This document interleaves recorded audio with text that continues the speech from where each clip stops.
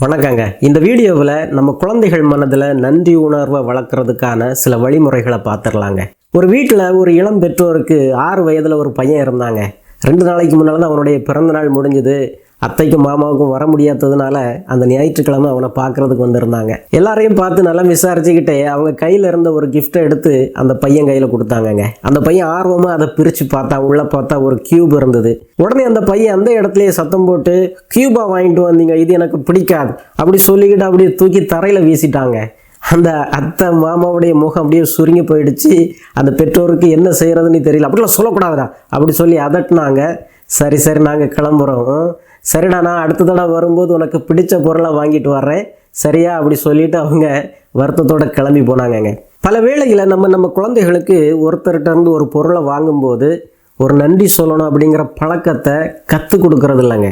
அது மட்டும் இல்லை, அந்த பொருள் பிடிக்கலைன்னா கூட அதை முகத்துக்கு நேராக சொல்லக்கூடாது, பொருளை பார்க்கக்கூடாது. ஒன்று அவங்க நினச்சிருக்கிறாங்க, ஒரு பொருளை வாங்குறதுக்காக அவங்க நிறைய அலைஞ்சிருக்கிறாங்க அப்படிங்கிற பாடத்தை நம்ம குழந்தைகளுக்கு சின்ன வயசுலேயே கற்றுக் கொடுக்கலன்னா இப்படி தாங்க முகத்துக்கு நேராக அவங்க பேசிடுவாங்க, மன கஷ்டங்களை உருவாக்கிடுவாங்கங்க.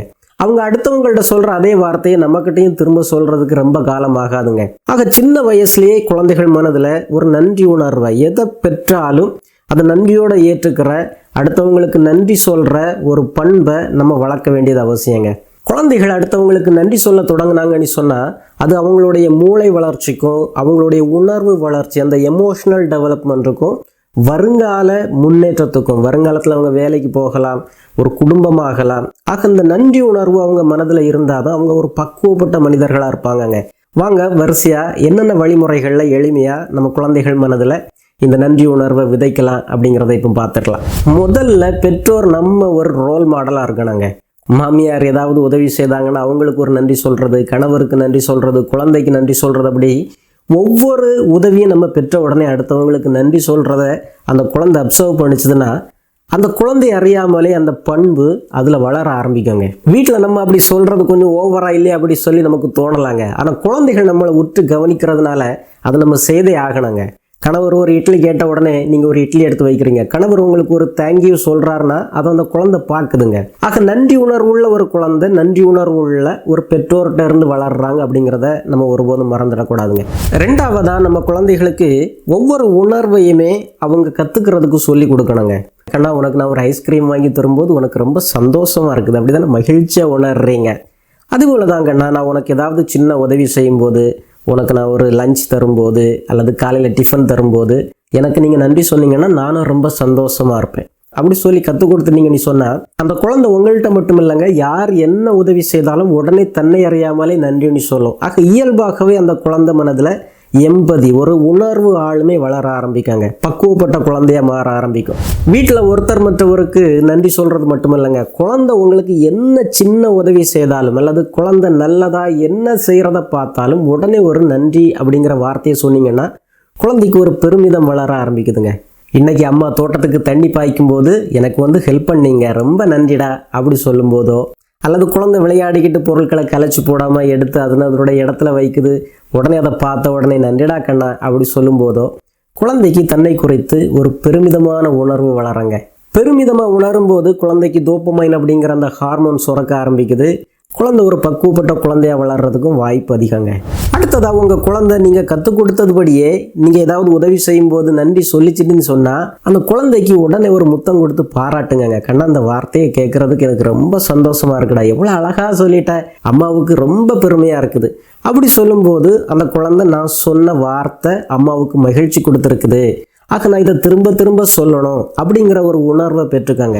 அடுத்ததாக ஒவ்வொரு தடவையும் அந்த குழந்தைக்கு ஒரு கிஃப்ட் கிடைக்கும் போது அந்த நேரத்தை அந்த நன்றி உணர்வை கற்பிக்கிறதுக்கான ஒரு தருணமாக பயன்படுத்துறதுங்க. இப்போ குழந்தையுடைய பிறந்த நாளில் நிறைய கிஃப்ட்டுகள் வரும், அந்த நேரத்தில் தேங்க்யூ சொல்லிடுவாங்க. ஆனால் சாயங்காலம் விருந்தினர்கள்லாம் போன பிறகு அந்த கிஃப்ட்டுகளெல்லாம் கொண்டு வந்து முன்னால் வச்சு இந்த கிஃப்ட்டுகளெல்லாம் வாங்கும்போது குழந்தைக்கு எப்படி ஒரு உணர்வு இருந்தது, இந்த கிஃப்டை பாடுற மாமா வெளிநாட்டிலேருந்து வாங்கிட்டு வந்திருக்கிறாரா, உனக்கு உன்னை எவ்வளவு அக்கறையாக நினச்சிருக்கிறாரு, உன் மேலே எவ்வளவு பாசம் வச்சிருக்கிறாரு பார் அப்படி சொல்லும்போது அந்த கிஃப்ட்டுக்கு பின்னால் இருக்கிற அன்பையும் பாசத்தையும் அந்த குழந்தைக்கு விளக்கி கொடுக்குறாங்க, புரிய வைக்கிறோம். ஆக அந்த குழந்தையுடைய அந்த பெருமிதமான உணர்வை தூக்கி விடணும், நன்றி உணர்வை நீங்கள் தூக்கி விடணும். அப்படின்னா குழந்தை வருங்காலத்துலேயும் மற்றவங்கள்ட்ட இருந்து ஏதாவது ஒரு கிஃப்ட் வாங்கும்போது தன்னை அறியாமலே ரொம்ப நெகிழ்ச்சியாக உண்மையாக உணர்ந்து நன்றி சொல்ல பழகிக்கோங்க. அடுத்ததாக குழந்தைகளுக்கு அவங்களுக்கு யாராவது ஒரு உதவி செய்தாங்க அல்லது பர்த்டேக்கு கிஃப்ட் கொடுத்தாங்க அப்படி சொன்னால் அவங்களுக்கு வெறுமனே நன்றி சொல்கிறது மட்டுமல்ல, ஒரு சின்ன வாழ்த்து அட்டை தயாரிக்கிறதுக்கு நீங்கள் அது ஒரு விளையாட்டாகவே பழக்கப்படுத்தலாங்க. குழந்தைகள் எப்போவுமே ஓவியத்தை விரும்புவாங்க, நிறைய படம் வரைவாங்க. அப்போ ஒரு பர்பஸ்ஃபுல்லாக அந்த ஓவியத்தை நீங்கள் மாற்றலாங்க. கண்ணா, உனக்கு பர்த்டே போன வாரம் முடிஞ்சது, நிறைய கிஃப்ட் வந்திருக்குது, யார் யாரெல்லாம் கிஃப்ட் கொடுத்தாங்கன்னு பார்த்து அவங்களுக்கு ஒரு வாழ்த்து அட்டை தயார் பண்ணலாமா? நீ ஒரு சிம்பிளாக ஒரு பூவோ அல்லது ஏதாவது ஒரு படம் வர, அப்புறம் அதுக்கு கீழே தேங்க்யூ ஆண்டி, தேங்க்யூ மாமா இப்படி எழுது. நம்ம அதை கொண்டு என்ன செய்யலாம், அவங்கள்ட்ட கொடுக்கலாம். அந்த மாதிரி சொல்லும்போது குழந்தைக்கு அது ஒரு பயிற்சி ஆகுதுங்க சின்ன வயதுலேயே. அதுவும் இப்போ உள்ள குழந்தைகள் இதுக்கு போய் நம்ம எதுக்குமா தேங்க்யூ அட்டை கொடுக்கணும், ஒரு மெசேஜ் அனுப்பலாம் அப்படி சொல்லி கேட்கும். மெசேஜ் அனுப்பலாண்டா, ஆனால் நீ அதை கைப்பட எழுது, அது அடுத்தவங்களுக்கு ரொம்ப சந்தோஷம் கொடுக்கும் அப்படிங்கிறத சின்ன வயசுலேயே அந்த குழந்தைகளுக்கு பழக்கப்படுத்துறது நல்லதுங்க. அடுத்தவங்க அந்த நன்றி அட்டையை பார்க்கும்போது அந்த குழந்தைய பாராட்டுறாங்க, அந்த குழந்தைக்கு பெருமிதம் வளருது. அந்த குழந்தை இந்த மாதிரிப்பட்ட செயல்களை தொடர்ந்து செய்கிறதுக்கு பழகிக்காங்க. அடுத்ததாக நம்ம மட்டும் குழந்தைகளுக்கு நன்றி அப்படிங்கிறத கற்றுக் கொடுக்கறத விட குழந்தைகள் அடுத்தவங்களுக்கு உதவி செய்து அடுத்தவங்கள்ட்ட இருந்து அந்த குழந்தை நன்றியை வாங்கி ஒரு பெருமிதமாக உணர்ந்து ஒரு பக்குவப்பட்ட குழந்தையாக வாழ்கிறதுக்கு வழிகாட்டுறதுங்க. குறிப்பாக குழந்தை பள்ளிக்கூடத்துக்கு கிளம்பும்போது ஸ்நாக்ஸ் வச்சுருக்கேன்டா, உனக்கு மட்டும்தான், நீ மட்டும்தான் சாப்பிடணும், சும்மா தூக்கி எல்லார்ட்டையும் கொடுத்துட்டு வந்துடக்கூடாது இப்படி சொல்லாமல் யாராவது கேட்டாங்கன்னா கொடுறா கண்ணா அப்படி சொல்லணும். அப்படின்னு அந்த குழந்தை ரியல் லைஃப்பில் ஒரு பொருளை ஷேர் பண்ணும்போது ஒருவேளை அந்த குழந்தைகள் நன்றி சொல்லலாம். அதை கேட்கும்போது அந்த குழந்தைக்கு ஒரு பெருமிதமான உணர்வு வருது. அந்த குழந்தையும் தன்னறியாமலே அடுத்தவங்கள்ட்ட இருந்து உதவியை பெறும்போது நன்றி சொல்ல பழகிக்காங்க. அதே போல் அடுத்தவங்களுக்கும் முடிஞ்ச உதவிகளை செய்யுங்க அப்படி சொல்லி கொடுக்கணுங்க. ஒரு தாத்தா தாகமாக இருந்தாங்கன்னு சொன்னால் நீ உன்னுடைய தண்ணி பாட்டிலில் இருக்கிற தண்ணியை கொடு, ஒன்றும் இல்லை. ஒரு ஆண்டி கடையில் இருந்து 2 பேக் எடுத்துகிட்டு வந்தாங்கன்னு சொன்னால் உன்னால் முடிஞ்சதுன்னா ஒரு பேக்கை கொஞ்சம் என்ன செய்ய லிஃப்ட் பண்ணுறதுக்கு முயற்சி பண்ணு. இந்த மாதிரி சொல்லி கொடுக்கும்போது குழந்தைகளுக்கு வெளியிடங்கள்லையும் அடுத்தவங்களுக்கு உதவி செய்யும்போது இயல்பாகவே என்ன கிடைக்குது, அடுத்தவங்களிலிருந்து நன்றி உணர்வு கிடைக்குது, நன்றிங்கிற வார்த்தை கிடைக்குது. அதை கேட்டு வளர்கிற குழந்தைகள் ஒரு பெருமிதமாக தன் மதிப்போடி வளர்கிறதுக்கும் வாய்ப்பாக இருக்காங்க. அடுத்ததாக உங்கள் குடும்பத்திலேயே இரவு தூங்குறதுக்கு முன்னால் கடவுளுக்கு நன்றி சொல்கிற அந்த நாள் முழுவதும் கிடைத்த நன்மைகளுக்காக குடும்பமாக சேர்ந்து கடவுளுக்கு நன்றி சொல்கிற ஒரு வழக்கத்தை நீங்கள் தொடர்ச்சியாகவே கடைபிடிக்கலாங்க. அல்லது இரவு சேர்ந்து சாப்பிடும்போது அல்லது தூங்குறதுக்கு முன்னால் நீங்கள் குடும்பமாக சேர்ந்து ஒருத்தருக்கு ஒருத்தர் நான் எதுக்காக இன்னைக்கு நன்றி உணர்வோடு இருக்கிறேன். அம்மா சொல்லலாம், இன்னைக்கு நான் தனியாக வீடை க்ளீன் பண்ணிக்கிட்டு இருந்தேன், அப்பாவும் எனக்கு ஹெல்ப் பண்ணாங்க, அப்பாவுக்கு நான் தேங்க்ஃபுல்லாக இருக்கிறேன். குழந்தை சொல்லலாம், அம்மாவுக்கிட்ட இன்றைக்கி ஒரு ஸ்வீட் செய்து கேட்டேன், அம்மா உடனே எனக்கு பக்குவமாக அதை செய்து தந்தாங்க, அம்மாவுக்கு நான் தேங்க்ஃபுல்லாக இருக்கிறேன். ஒவ்வொரு நாளும் இதை ஒரு ரிச்சுவலாக ஒரு வழக்கமாக நீங்கள் மாற்றும்போது குழந்தைக்கு அது ஒரு விளையாட்டாகவோ அல்லது ஒரு பழக்கமாகவோ மனதில் ஆழமாக பதிஞ்சிடுங்க. அதுபோலவே இரவு தூங்குறதுக்கு முன்னால் உங்கள் குழந்தைகள்கிட்ட நிறைய கதை சொல்லுவீங்க. கதை சொல்லும்போது இந்த நன்றி உணர்வு எவ்வளவு முக்கியமானது அப்படிங்கிறத பற்றிய உங்களுக்கு தெரிஞ்ச பல கதைகளை குழந்தைகளுக்கு நரேட் பண்ணும்போதும் குழந்தை நன்றி உணர்வுடைய முக்கியத்துவத்தை உணர்ந்துக்க ஆரம்பிக்கங்க. அடுத்ததாக உங்கள் குழந்தைகளுக்கு கேட்குற எல்லாம் கிடைக்காது, சில நேரங்களில் ஏமாற்றம் வரும் அப்படிங்கிறதையும் கற்றுக் கொடுக்கணுங்க. நான் இப்போ உங்களுக்கு சொல்கிறத பார்த்தா நீங்கள் எப்படி புரிஞ்சுக்குவீங்க? குழந்தை ஒன்றை கேட்குது, அம்மா கொடுக்குறாங்க, உடனே குழந்தை நன்றி சொல்லுது. குழந்தை கேட்குற எல்லாத்தையும் கொடுக்க முடியாதே, சில நேரம் எப்போதுமே சாக்லேட் கேட்டுக்கிட்டே இருக்கும். நீங்கள் கொடுத்து அந்த குழந்தைகிட்ட இருந்து தேங்க்யூன்னு வார்த்தையை கேட்டுக்கிட்டு இருந்தால் அது நல்லதில்லை. அந்த குழந்தைக்கு சொல்லி கொடுக்கணும், அம்மா சில நேரங்களில் தருவேன், சில நேரங்களில் தரமாட்டேன். அந்த நேரம் உங்களுக்கு வருத்தமாக இருக்கலாம், அம்மா ஏன் தரமாட்டேங்கிறேன் அப்படிங்கிறதுக்கான விளக்கத்தையும் சொல்லி கொடுக்கலாம். அதிகமாக சாக்லேட் சாப்பிட்டீங்கன்னு சொன்னால் உங்களுக்கு பல்லில் பூச்சி வரும், பல்லு போயிட்டுனா எல்லாம் போச்சுது, சரிதானா அப்படி சொல்லி அந்த குழந்தைக்கு பக்குவமாக விளக்கி கொடுக்கணுமே தவிர குழந்தையுடைய மனதை நோக்கடிக்கக்கூடாது அப்படிங்கிறதுக்காக குழந்தை கேட்கும் போதெல்லாம் கொடுத்துக்கிட்டு இருக்கணும் அப்படிங்கிற அர்த்தம் கிடையாதுங்க.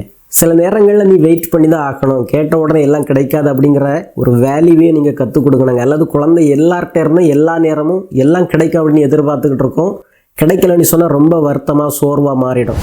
அடுத்ததாக குழந்தைக்கு அன்றாட வாழ்க்கையில் தன்னுடைய நன்மைக்காக எவ்வளோ பேர் உழைக்கிறாங்க, எவ்வளோ பேர் வேலை செய்கிறாங்க அப்படிங்கிறதையும் கற்றுக் கொடுக்கறதுக்கு பழக்கணுங்க. ஒரு மரத்தடியில் போய் நிழலுக்காக நிற்கிறோம், பாடுறா யாரோ இந்த மரத்தை வச்சுருக்கிறாங்க, அம்மாவும் நீயும் இந்த மரத்து நிழலில் நிற்கிறதுக்கு வசதியாக இருக்குது பார். சாப்பிடும்போது அந்த உணவை பற்றி சொல்லி கொடுக்கணுங்க. பாடுறாக்கன்னா இந்த சாதம் யார் விளைவிச்சதுனே தெரியாது, ஆனால் கஷ்டப்பட்டு யாரோ நமக்காக இதை என்ன செய்திருக்கிறாங்க, உருவாக்கி இருக்கிறாங்க. இந்த காய்கறியை யாரோ விளைவிச்சிருக்கிறாங்க, இந்த சட்டையை யாரோ நமக்காக நெய்திருக்கிறாங்க. இந்த மாதிரி குழந்தை இந்த பிரபஞ்சத்தில் பலரும் நமக்கு உதவியாக இருக்கிறாங்க, சப்போர்ட்டாக இருக்கிறாங்க அப்படிங்கிற ஒரு உணர்வை கற்றுக்கிறதுக்கும் ஒவ்வொரு அனுபவத்தையும் பயன்படுத்தி நீங்கள் கற்றுக் கொடுக்கணுங்க. ஆக ஆல் தி பெஸ்ட்டுங்க. உங்களுடைய எக்ஸாம்பிள்களால், ஸ்டோரிகளால் அல்லது நல்ல நல்ல வார்த்தைகளால் உங்கள் குழந்தைகளுக்கு அதிகமாக அடுத்தவங்களுக்கு நன்றி சொல்கிற உணர்வை, வார்த்தைகளை கற்றுக் கொடுங்க. மீண்டும் ஒரு நல்ல வீடியோவிலே விரைவில் சந்திப்போம். நன்றி.